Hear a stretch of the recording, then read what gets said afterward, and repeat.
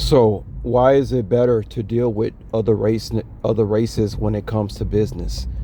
You know, guys, they say you should mix family and business. And most of us, including myself, when I first heard that cliche, I thought it was talking about your immediate family. But no, it could be talking about your own race. See if we can keep this at 4 minutes, guys. I don't want to keep this long. Why is it better to deal with other races when it comes to business? Well, if you deal with your own race, they're going to be asking for handouts. They're gonna do things on an emotional level, just like I got through explaining in my last video. And I don't want to do, it's like with me, I don't want to do anything else. I don't want to deal with people that try to connect with me on an emotional type of level. I want to deal with people who deal with me on a business level.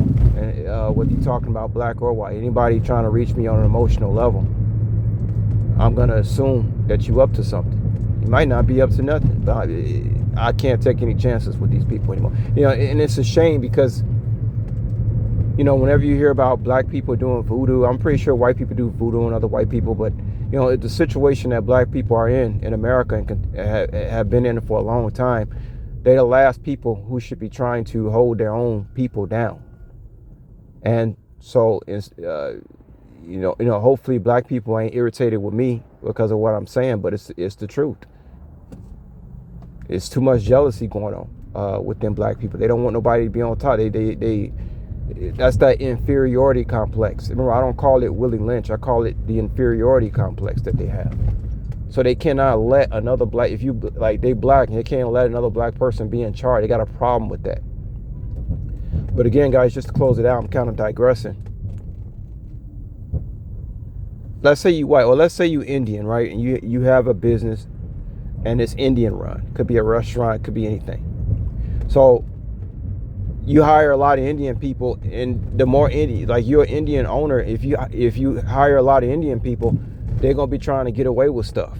They're gonna assume because you're Indian like them that they don't have to abide by the rules, and maybe even you will let them slide with stuff because you're the same race. But see, this can happen. Let's say if I was I was the owner of a store, I'm black, so there's gonna be black people walking into my store thinking they can have something for free because I'm black, and I'm supposed to have some kind of leniency towards them because they're the same skin color as me.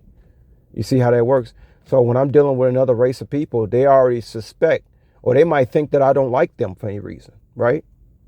Which could be totally wrong, but it's like I need that modifier there in place just to have like a wall. And it needs to be. It's good that wall is there, whether it's true or not, because you know they're not gonna come around like thinking you're supposed to have some kind of sympathy for them when we're dealing with business, because business is business. It has nothing to do with emotions. So if I'm an owner of a store, I'm going to have black people walking up in there thinking they can get stuff for free. And then if I don't give it to them for free, they're going to think, oh, he did me wrong, or he forgot where he came from. You see, this is why you can't, when it comes to business, it's almost like you can help your people out, but you can't help too many of them out. They'll ruin your business because they're going to try to connect with you on an emotional level. So when I'm dealing with other races of people, I don't have to worry about them trying to deal with me on an emotional level. It's business. We're not family. You see how that works?